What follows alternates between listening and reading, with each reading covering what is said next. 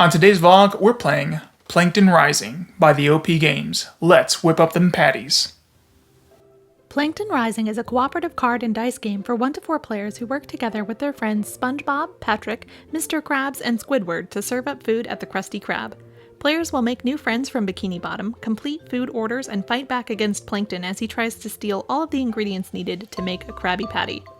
If players can complete enough orders before Plankton steals a complete Krabby Patty to analyze in his lab, they will win. But if Plankton can make off with a full patty, it will be game over for the Krusty Krab crew. Hey Sarah, how's it going? Hey, I'm well. How are you? So what are we playing today? Today we're playing Plankton Rising from the OP Games. This is a game that utilizes an existing system that they have used in at least a couple of previous games that I'm aware of. One was Thanos Rising. I believe that was the first game in the sort of like Rising series. And in that one, players are banded together against Thanos, the Mighty Titan, right? I think is his I don't think so.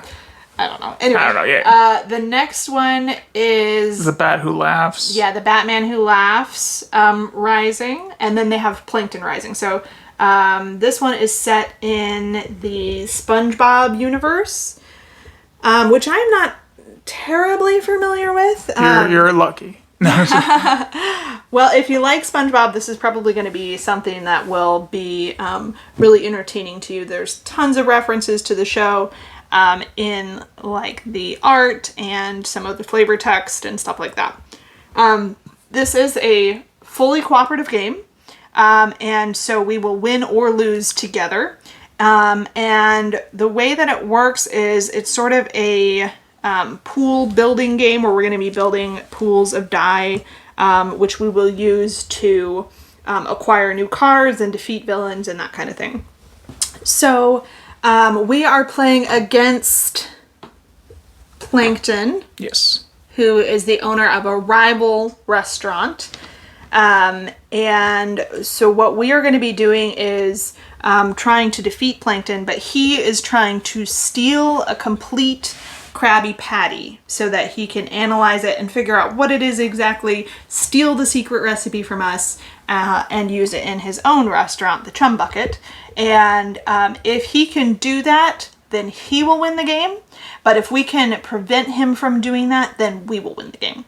So the way that it works is we're each given a character to control. So I am Mr. Krabs, who I think is the owner of the Krabby Patty. Yeah. So this tells me what my starting die pool is. I get 2 red die and a blue die. And each of the die share all of the faces, but different colors mean that certain faces will be more prevalent. So for example, with my red die, I have a face that gives me 2 of the BFF results instead of just 1. With my blue die, I have a face that gives me 2 of the fun results instead of just 1, and so on. So this is my starting pool of dice, and then I also have a couple of special abilities. If I use a single guitar, then I can remove 1 time from any friend. This is time, and it accumulates on friends, and if too much time accumulates, that is one of the ways that our friends can be defeated, and that is one of the ways that the game can end in Plankton's favor. I also, if I have 3 die results that show the guitar, if I can do that on my first turn, then I will get a spatula, and spatulas are useful to us. So the way that it's going to work is I am going to decide which location in the restaurant that I want to work in first. So I can either go into the dining room here, in which case I'll have access to these cards here, or I can go into the kitchen on this side, and that would give me access to these cards over here. So first I choose which one of those locations I'm going to go in. Let's say that I decide to go into the dining room. After that, we're going to reveal a Plankton card, and this is going to tell me if Plankton is going to move to a certain location and which ingredient from the Krabby Patty he is going to attempt to steal this round. All right, so he's going to the kitchen. So we're going to take him and put him here in the kitchen. When he shows up at a location, he can negatively affect players that are there. And one of the ways that I believe he can do that is by placing time on friends that are there. Is that right, Nick? Yes. Okay. So what would happen is when he shows up at the kitchen, every character that is at the kitchen will receive 1 time. And if their time track ever fills up completely, then they are defeated and removed from the game. And if 10 or more friends are ever defeated, then we lose the game.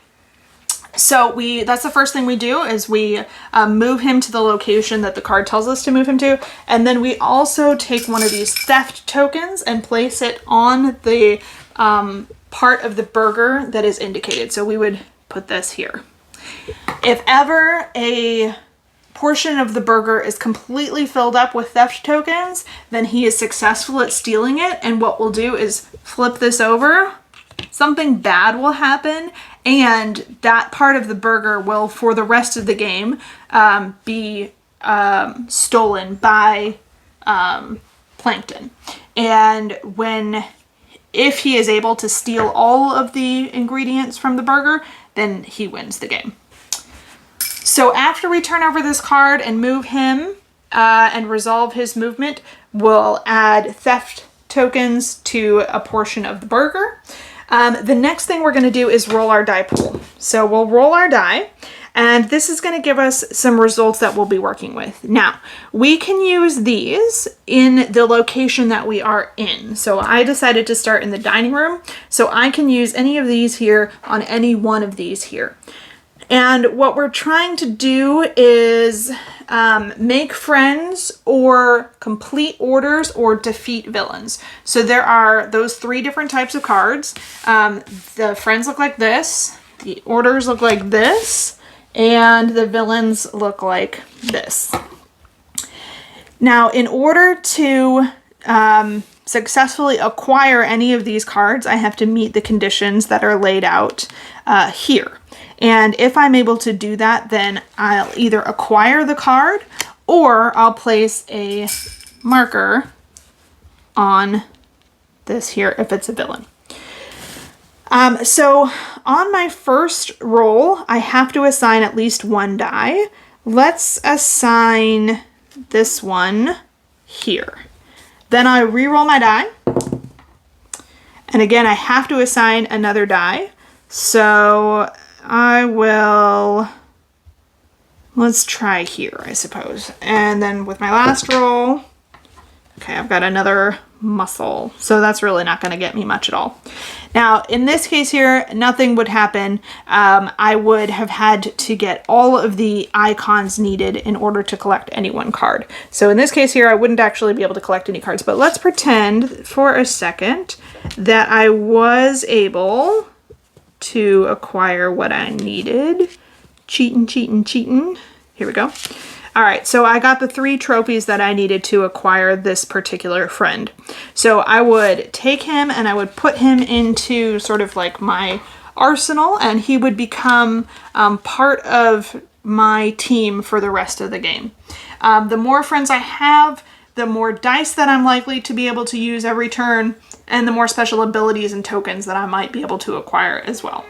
So after I've completely finished rolling and assigning my dice, my turn will be over. We will refill any card rows necessary, and it will be the next player's turn. And they will go through the same exact steps, placing their token on one of the sides of the restaurant, flipping and resolving a Plankton card, rolling and assigning their dice, and then ending their turn. The game is going to end in our favor when we have either completed our 7th order, I believe. And I think that might actually be the only way that the game ends in our favor. Give me just 1 second. This is a very interesting game, and I grew up with watching very little of SpongeBob, but it was a very weird show even when I was a kid. But this seems like kind of all the early season stuff that it's not any of the most recent SpongeBob stuff. but I think it's a goofy little thing. It's a nostalgia back down memory lane. So it was nice of OP to send us a copy of Plankton Rising. Yeah, thank you. Okay, so yes, so the game will end in our favor if we are able to complete 7 orders. That is the only way that the game ends in our favor. There are 3 possible ways for it to end with Plankton having won, and those would be, I just realized that this is a plankton. I was always like, what the heck is he? Everything else is like sea creatures and stuff, and I could never understand what he was supposed to be. And I get it now, he's supposed to be a plankton. Okay. Realization moment, #real planktons. Anyway, the game will end in Plankton's favor in one of 3 ways. If at the end of any turn we have had 10 or more friends completely defeated, so if a track would completely fill up, then a friend would be defeated, and if 10 or more friends are defeated, Plankton wins. If an entire team of 1 players is defeated, then that's another way for him to win. And the last way for him to win is, sorry, I just read it and I forgot. Is stealing somebody. Yes, that's right. If he completely steals the Krabby entire Patty Krabby formula, Patty, then he wins as well. So yeah, it's pretty simple mechanically, but there is a lot going on. You can make different combinations depending on the friends that you collect. You can sort of get an engine going with, like, this friend will give me extra die, and then this guy lets me roll extra, or, that kind of thing. So we're going to give it a try. I'm going to play Mr. Krabs, and we are on the fun team, the blue team. And Nick, you're playing who? I'm playing Patrick. And you're on, I think, the We're in best the friends BFF. team, right? Yeah.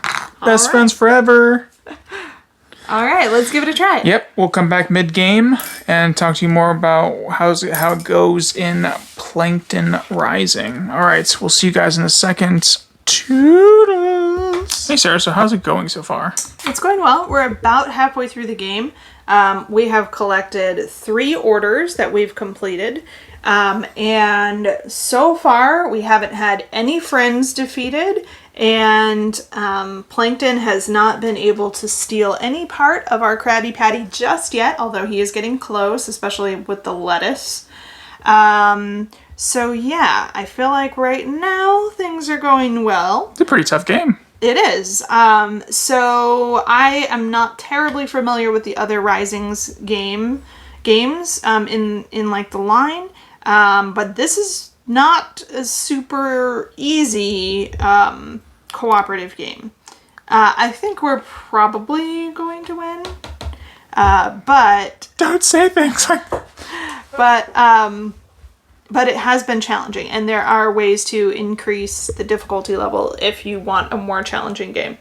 So, what do you think so far, Nick? I think with the game, it's difficult. So it's a kind of nice difficulty when you are in a cooperative game. If it becomes too easy, it's just like it doesn't even seem like worth the time. I feel that way if they're too hard, though, too. Also, yeah, so there's got to be that. This feels like a nice middle ground. Yeah. Also, with knowing a little bit about SpongeBob, there's a lot of the early stuffs like Tom here. I was telling Sarah, and for everyone that knows about Tom, there was an episode of him, he was asked for chocolate, and he freaked out, and he's like, chocolate! And so, just seeing some characters from, like, the early seasons, I've seen, like, maybe, like, bypassing some things from the new stuff, and it's just, I think it got kind of weird, but, I mean, this is pretty cool. I've never played any of the other Rising games, but with this one, it's just, it's good. You have to manage everything. It's a nice cooperative game. We've had multiple times of, like, well, how can we help each other out, and, but yeah, so it's I like that when you build your team, you can sort of, build the team not only to be synergistic with like which members you have, but also sort of like with your other players too at the table. Because like my team is pretty good at sort of healing Whereas Nick's team is a little bit better at like actually acquiring more stuff. So I feel like we have a good synergy, not just in my own team and in Nick's own team, but like for our teams working together too.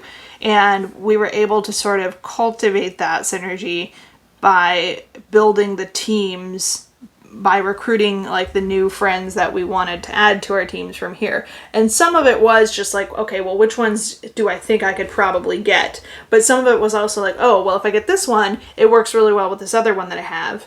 And so I think that to me has been the most interesting part of the game, is building up a synergistic team, and trying to make sure that we've got sort of like all of our bases covered between, all of the players. Yeah, definitely. So we're going to keep on playing, and we'll get to you guys and see if the game beats us or if we beat the game. All right, so let's talk to you guys in a little bit. Toodles. Hey, Sarah, how's it going? Not well. So, what happened? So, we lost. We were so close. We had just six. acquired our 6th food card, and you need 7 to win. But in the same round, we already had 4 dead friends, sadness. And in the same round that we acquired our 6th food card, 6 friends died. And so that is one of the ways that the game can end, is if 10 or more friends die, then that's it. That sucks. So we were very, very close, but no cigar. No Krabby Patty. So at the same time, we just had our 7th ingredient come out, so... Yeah, if we would have lasted one more round, we would have gotten the game. But was not to be. This was a hard one. Yeah. This was a lot of back and forth, and then no more orders came out for a while, so it was kind of feel like we were just stuck. And it's unfortunate that Plankton is the winner in this game. Grr. What are you gonna do? What did you think of the game itself? I liked it as a cooperative game. It was difficult enough to make me feel like I was having it was a challenging moment, but it did seem to kind of get stale through the middle of it because it didn't have a lot of cards coming out. And the other thing is there was a lot of turns that felt like they just got wasted. And that kind of came up in the game, but it was to be expected also while you understood and started to play it. I think the mid game was like the best and worst part for me, because during the mid game was that was the portion of the game where we felt sort of stuck because not a lot of order cards were coming out. So we were dealing with like the villains, and Plankton was like constantly harassing us. But during that time, while we weren't really making any forward movement, we had also gotten our engines built up decently so that their engines were working nicely, but we still weren't really getting anywhere. So there was sort of like a lag in the middle. We were just kind of like fighting through the same stuff over and over and over again, but not really making any real progress. I think that's probably, it felt that way probably just because of the way the cards came out. If we would have had like a more even distribution of the order cards throughout the game, we might not have felt that way. But we played according to the rules, right? We shuffled the cards. They came out randomly. They happened to come out in this way that sort of made like a bottleneck in the middle of the game. And you're right. It did get a little repetitive. Things got a little old. And the entire time we were getting further and further underwater. Ha ha ha, right? But really, so that was kind of frustrating. And I think, I don't know. I think there were some things about it that were interesting, right? Like I had some cards where there's a lot of combinations that were going on. You had a lot of combos and you could do, but then I think we kind of lumped it on one side because I needed to save a lot of people, but I didn't have enough people. And if you can get it, you can get it. That's what our mentality was. If you're able to get a character with a nice ability, get a character with a nice ability. I just think it started to end up to where you had a lot of those characters and I didn't have. And I think the problem is if they're out here, they can still accumulate damage. So they might as well be in your hand because no matter where they are, they're going to accumulate damage. And if they're at least in your hand, then you can use their abilities and stuff, right? Yeah. In theory. Plus, then you get more card turnover in this area here. But you're right, like at a certain point, it did become a lot to manage, and trying to make sure that like you didn't have a lot of characters, you know, on the brink of death all the time was challenging. To be honest, the game really, really, really overstayed its welcome for me. The box time says 45 to 60 minutes, and I would not want to play this for longer than like 30 minutes. We got stuck. There was a point where cards didn't come out. I don't think that had anything to do with us, though. No, yes, no. there was a little bit No, of I'm time. not. I'm not defending the game. I'm just saying we got stuck because the cards just stopped coming. The cards we needed to get the game moving along got, and then there were turns that our die just kind of got, because we spread them out so much. But we weren't getting what we needed. I feel like what you're saying makes it sound like the fault is ours, though, and I don't believe that. I believe that this game it takes too long to play this game. Now, there is a lot of variation that you can do if you want, right? Like we played to 7 order cards because that's the recommended setup for new players. We could have reduced that down to 5. And I actually thought about that. After acquiring like our first 2 orders, I was like, man, this is going to take a lot longer than I was expecting. Maybe we should reduce it. But I wanted to give the game a fair shake. Well, knowing that, then I would have definitely reduced it. Yeah, you can reduce it. You can also extend it. You can try to get 11 orders. Good gosh. Just feels like it would be absolutely insane to me. I think that by playing a game with 7 orders, we got to see pretty much every facet of the game and how it functioned, right? Like, if we would have only played to 5 orders, we probably wouldn't have seen what happened when his name's Plankton, when Plankton successfully stole one of the ingredients for the Krabby Patty. If we'd only played to 5, we probably wouldn't have gotten to see that happen. So I get that 7 probably lets us fully experience everything the game has to offer. That just took too long, in my opinion. It like I said, the game really sort of overstayed its welcome to me by about 30 minutes. And I know that this was a learning game for us, so that always tacks on more time, but I was extremely bored several times throughout the game, just because I was just kind of over what the game had to offer and wanted to move on to something else. I think, though, if you are a fan of this license, if you like SpongeBob SquarePants and that sort of universe, you should absolutely check this out, because I don't know a lot about the TV show, but it feels like this is really brimming with a lot of theme and a lot of stuff from the universe that's been established in the TV show.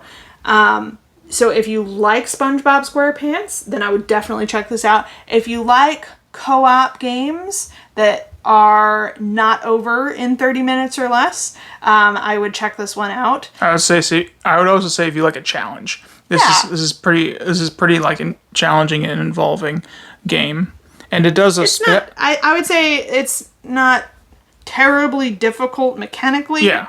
But yeah, it does offer its own little challenge. Indeed.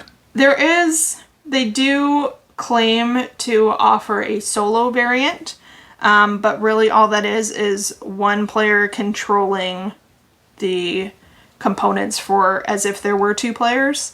Personally, I don't really feel like that is a solo variant, right? Any like I can solo just about any game playing that way. But there is a solo variant, so if you are a fan of solo games, or if you wanted to play by yourself, you could absolutely do this with this game.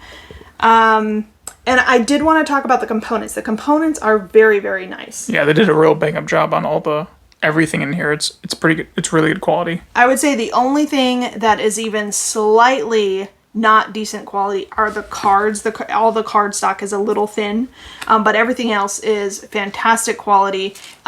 This guy right here is just insane, right? Like, this is such a cool piece to have in the game. And there were plenty of most of everything. It would have been nice if there were more dice. There were several times where we needed dice that weren't available to us, and we almost ran out of these once. So maybe it would have been nice to have a little bit more of those and more colored dice of certain colors. That being said, just because of the way we played, we used a lot of red and blue dice and hardly any green dice and no yellow dice. So take that for what you will. I'm sure in different games it's different what dice are most popular. So yeah. All right. Well, that was our vlog of Plankton Rising. I hope you all enjoyed it.